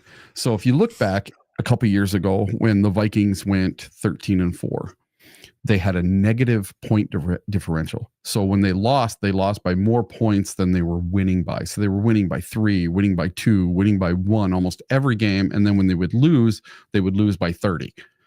So they had a negative point differential at the end of the year. And we're halfway through the year with a +110 point differential. I cannot remember any time in my lifetime that the Lions have been this good halfway through a season, because we're 9 weeks in. This is week 10 coming up. 7-1, that's 8 games. So we have 9 games left. This is just an amazing run that the Lions are on.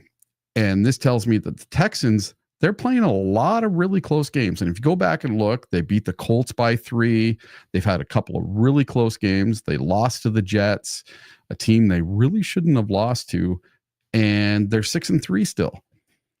So this point differential tells me they're more on the side of what the Vikings were a couple of years ago compared to what the Lions are this year.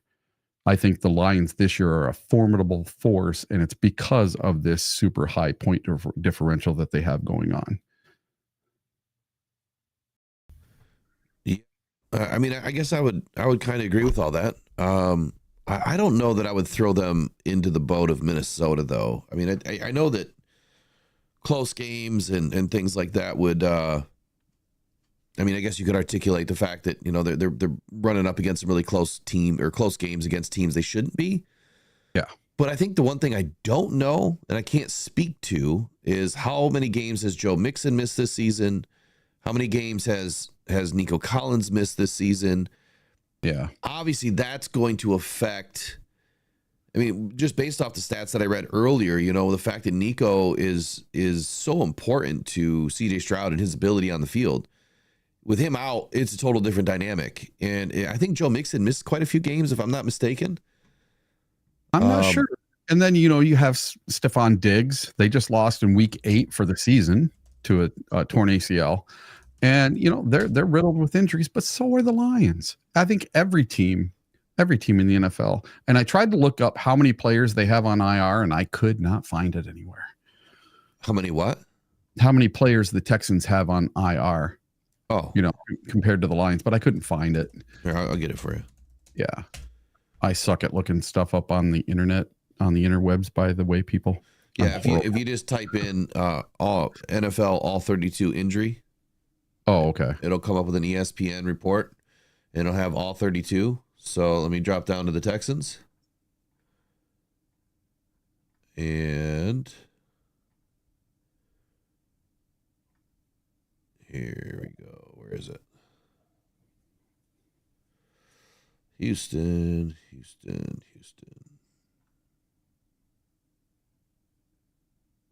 Tell you what, I'm just getting worse and worse as the minutes pass, man. Oh, that sucks, dude. Yeah. I'm going to have to get tested again today for stupid CVID. Yeah. All right. So Nico Collins, injured reserve, still on injured reserve, did not practice on Wednesday.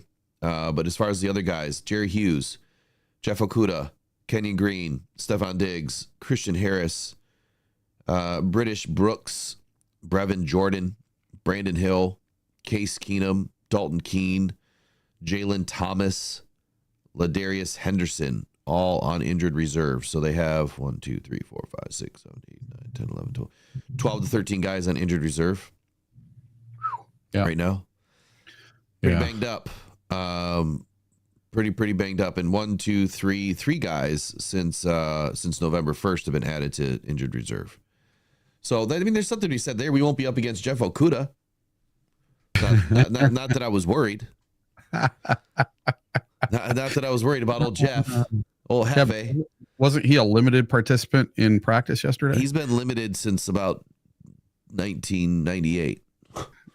Listen, I was there the game that he tore his Achilles, and dude, I felt so bad for him because it was 5 feet in front of me.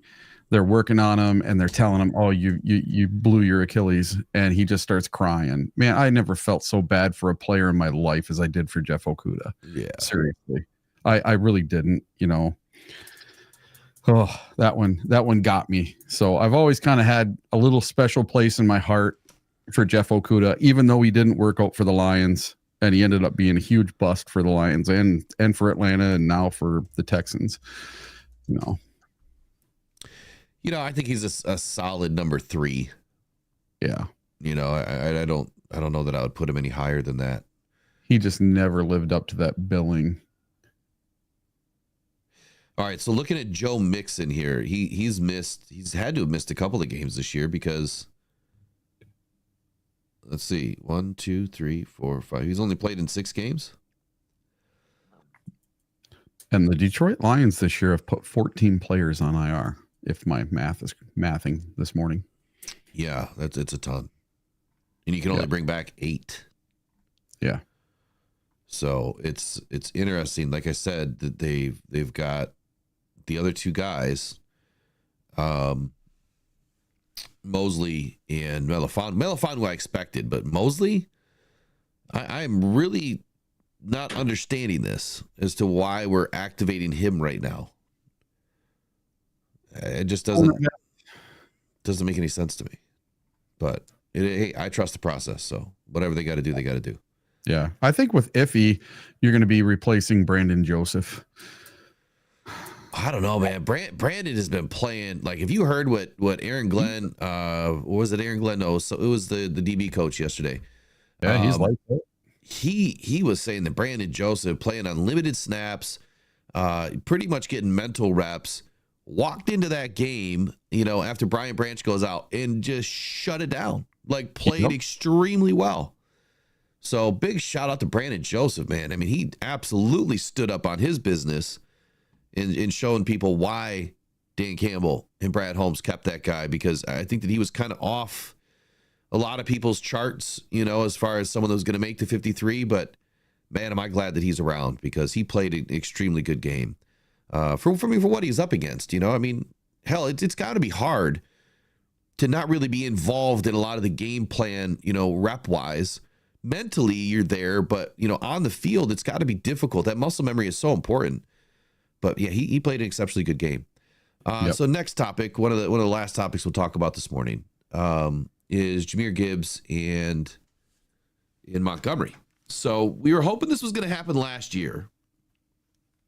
My question to everybody, leave me your comments below in the comment section, also in the chat. Is Sonic, our Knuckles in Sonic, or our Sonic and Knuckles, or is Sonic and Knuckles, however you want to frame it, are they going to finish in the regular season plus 1,000 yards rushing each? Ooh.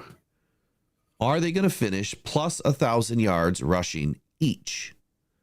Can it be done? We were hoping it was going to happen last year. They were literally, Gibbs was literally an average game away from doing it. Mm-hmm. And I found that, I mean, it was a little disheartening last year that he had to miss a couple of games.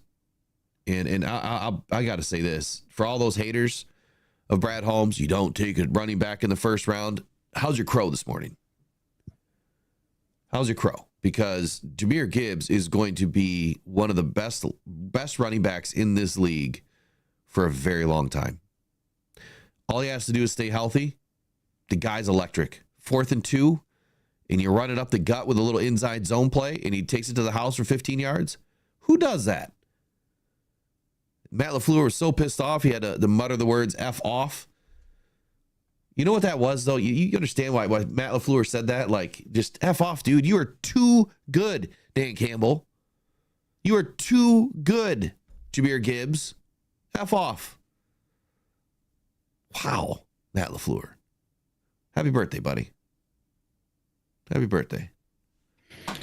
All right. So right now on the season, Jahmyr Gibbs has 656 yards. So if you take what's left over and you divide it by 9, we have 9 games left. Jahmyr Gibbs has to average 38.22 yards per game to hit 1,000 yards this season. He has to average how much? 38.22. So I am absolutely going to guarantee, as long as we don't have injury, Jahmyr Gibbs will hit 1,000 yards. He could do it in 2 or 3 games. Yeah. So for every game that he has 76 yards, he's done 2 games worth of average. Yep. Right. So he just needs 80 yards a game, and he'll have it done here in a few games. Yep. Now Montgomery on the other side, though, he's actually behind. Yeah. He's behind Gibbs, which last year wasn't the case. So even though they're fairly split even on carries and, you know, and whatever, and Montgomery's had his big games. He's had a couple of slow games, but they still got the job done. Where's Monty at right now? So he needs 512 yards to hit 1,000. He's at 488 right now. So if you take 512 and you divide that by 9, the number of games we have left, he needs to average 56.8. That's not bad. Game. No, I think both of them can do it easily. And the last couple of games, I mean, the last game, what did he have? 70 yards? He was pretty close. Let me see. David Montgomery, games played 8. He's averaging 4.4 per carry and 61 yards per game. So if he keeps up his average, 61 per game, and he hits at least 56.8 per game, he will also hit 1,000. All right, let me look at something here. That's just about the same that Amon-Ra needs to do too. It's very similar to what Amon-Ra would need to hit for 1,000. So we played. The one that's probably not going to hit the 1,000 is probably going to be JMO. So the Lions have been averaging 143 yards per game on the ground with just Jahmyr and Montgomery. So just Sonic and Knuckles are averaging 143 yards per game. And you're saying that Jahmyr needs to average, we'll call it 39. And Demo needs to average 76? 56. 56, sorry. So that puts them 48 yards below their average. 48. So yeah, there's got to be no way that they're not going to hit it. So here's the second question. Is either one of them going to go 1,500? So 500 passing yards. Ooh, what do we have for passing yards for Gibbs? So right now, Jahmyr Gibbs only has 165 on the season, and David Montgomery 161. So they're almost dead even. But they're averaging about between the two of them, they're averaging about 9 yards a catch. And if you do simple averages, and they just get their average, Gibby won't make it. Yep. He'd end up around 350. So, which is fine. I mean, I would rather have the W at the end of the day than any stat. Of course, yeah. And it's really cool to see, 2 people hit 1,000 or 3 people hit 1,000. It's kind of cool, but hell, I don't care if they all get 500 as long as we win. Yeah, I think that's the main point. It's funny that these guys don't even know what their stats are usually during the game. It's very weird to me that they just don't know. It's just kind of I don't know why. All right, so final topic, and then I'm going to run back off to the urgent care probably. Get some sleep. Waste my day. No, I got to go get tested again, man. Lions, $14 million starter predicted to leave Detroit. So I know I'm going to end on a downer. Maybe we'll find something else to finish on. Here's the question. Do you guys and ladies, Lions fans, want to see Carlton Davis extended through 2025 or 2026? Do you want to see them lock him up right now based on how he's played? Which I think he's played great. I think Amik has played great. We got Amik next year. Mm-hmm. We don't have Carlton Davis right now. Now we doubled down with Rakestraw and Terrion Arnold. Do you trust that Rakestraw is going to develop enough to be able to take a starting role next year? We don't want any drop off in this DB room. I think having a veteran leader, a part of this cornerback room is important. Yes, we have veterans like Kirby Joseph right now. He's a young vet. Melifonwu is a young vet. When I say young, it's under 4 seasons. You get into your 5th and 6th seasons, you're really a bigger, vet. Like your name carries more weight when you get above 5 seasons. You get above 10 seasons, man, you're a dinosaur in the league. So do you want to see the Lions extend Carlton Davis? Now, let me read this article because this kind of threw me for a loop. Like, what is this guy talking about? This is Mike Moratis out of the Sporting News. Said the Detroit Lions revamped their secondary during the 2024 offseason, with one of the moves being the trade with the Tampa Bay Buccaneers for veteran quarterback Carlton Davis. Now, remember, we gave up a 3rd-round pick for this guy. Yeah.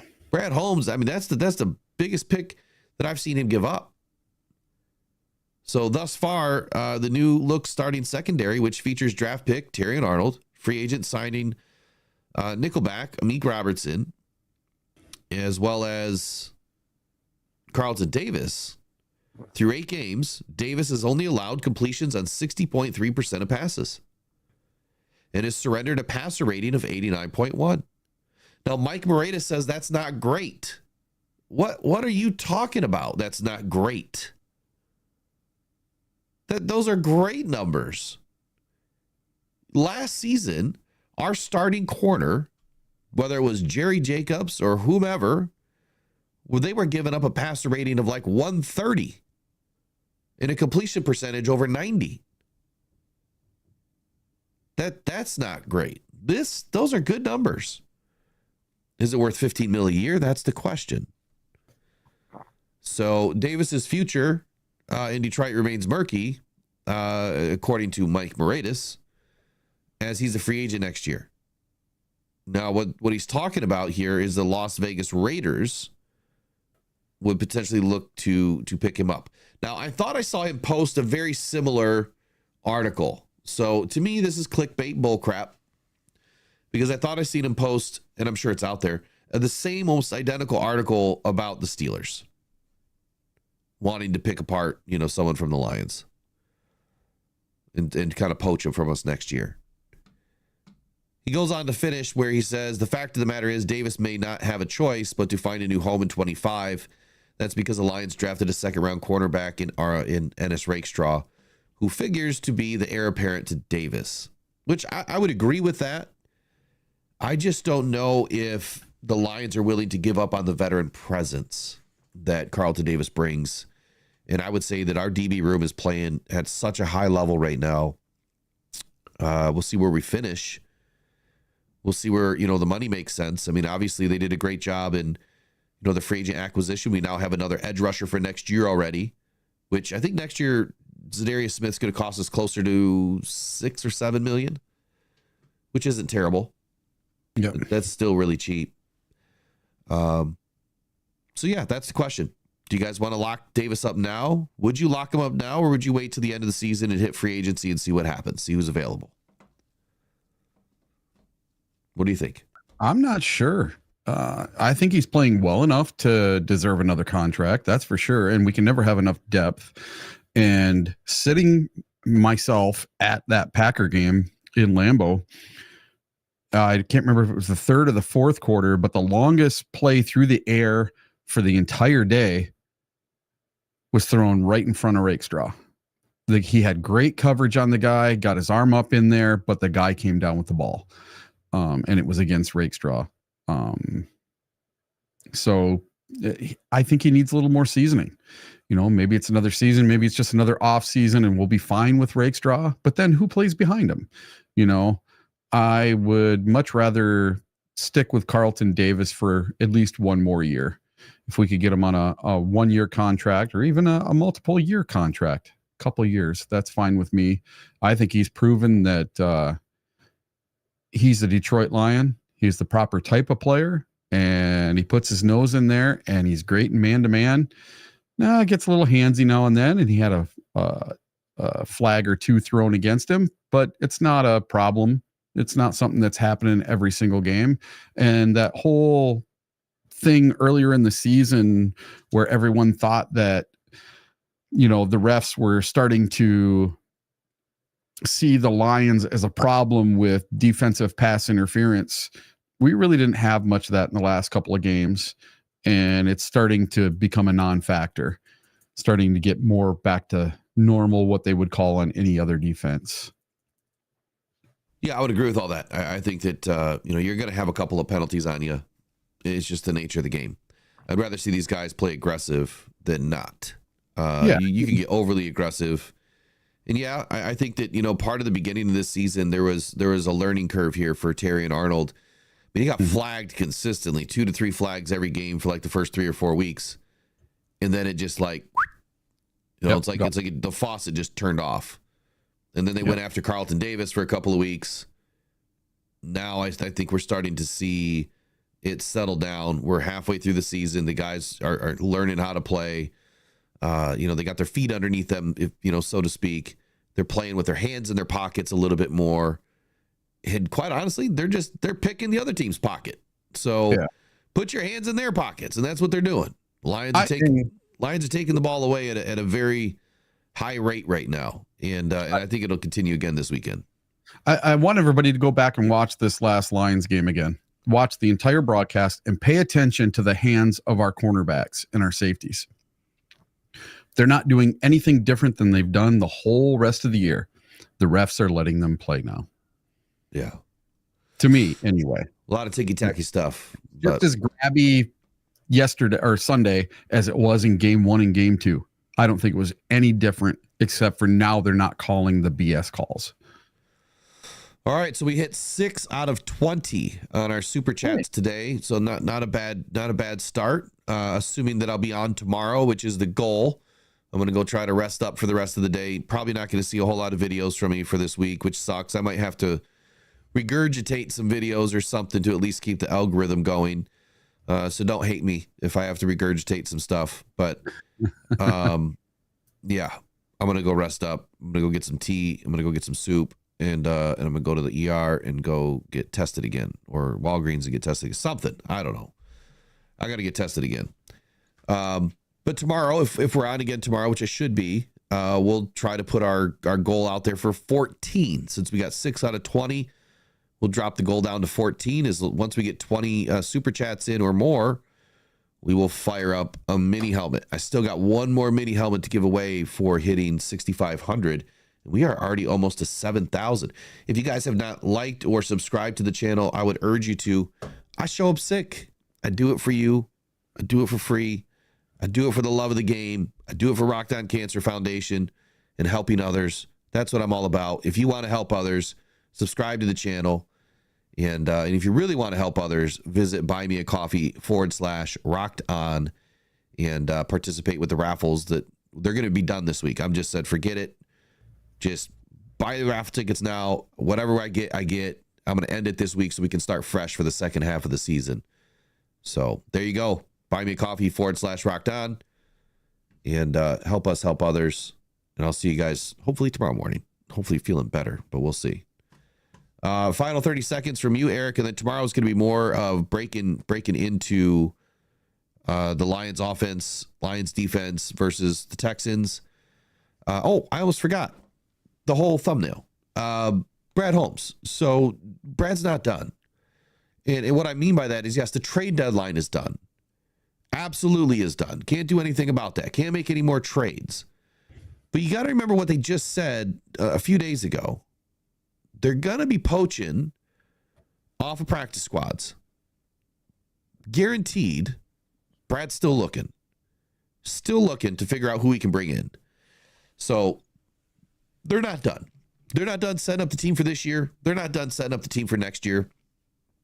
I would not be surprised, even after this weekend, if we see another name potentially added to the list, especially if we end up suffering an injury. But Brad's not done. So this team is going to be ready to make the run. I'm excited for a Super Bowl run.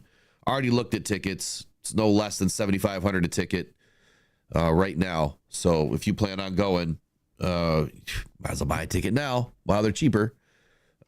Cheaper, $7,500. I found a $5,000 ticket, but with all the fees and everything, it was $8,500. Yeah, and that's my gripe right now with all these Ticketmasters and Vivid Tix and Game Time and StubHub and no, none of these are paid promotions. Yeah. $130 fees for tickets now. It's insane. Are we serious right now? Like, I used to buy a ticket every once in a while, off of those apps, and you might have a $15 fee and, a few taxes. No, now it's a $90 fee and some taxes. They are totally taking advantage of the situation here. So here's my thought. What is it going to take for some of us to come together and do our own damn app? I've already got an idea in mind. I just need about $250K. We can make it happen. So I did something yesterday. I ended up buying all my tickets for the rest of the games, and I found a very nice gentleman. His name is Ron Mack, and he ended up selling me either 1 or 2 tickets to the rest of the games. And I am in section 104 or 108, right behind the Lions bench, right up close, just a couple of rows, 3 rows from the front. And he sold them to me for just over what he paid for the tickets. Now, I went and looked for those same games on Ticketmaster for nosebleed seats, cheapest seats I could find, right? They were the same price because of the fees. So I was looking at the cheapest ticket for like the Vikings game was $300 something. By the time you put it in your thing, and with the fees and the taxes and everything, it was over $500 a ticket. It's crazy. So I was able to buy tickets directly from a season ticket holder for the same price that I would have paid for nosebleed seats for something down near the front, right behind the Lions bench. It's absolutely insane, the prices they are charging for fees. Yeah, fix it, or I'm going to try to fix it. I swear, I'm going to try to put an app together. I got a really cool app, and I'm not going to tell you guys what it is because then someone will steal it. But I got an amazing app idea. So if any of you guys are out there, are app developers, and you want to do the work for free and help me build this thing, it is going to be a major money maker. It's huge. And tickets can be a part of it. But anyway, I'll digress. You guys have a wonderful rest of your Thursday. Go Lions, go on Pride. We'll see you guys all in the next one. We'll shout out a sponsor of the day. Here we go. The season is here, and you want the latest news and rumors on your Detroit Lions. Head to sportspider.com. That's sports, SPYDER.com, where you can get your Lions news and all your sports in one place. Man, this site is packed with your favorite podcasts, live news, articles from local writers, and insiders, all updating in real time. Not just the Lions, every major sports team, including MMA, UFC, and so much more. Don't want to waste time searching? Sign up for free. Create your ultimate sports news hub. You control what hits your feed at SportSpider, your #1 source for all your sports. Visit SportSpider.com today, right after the show.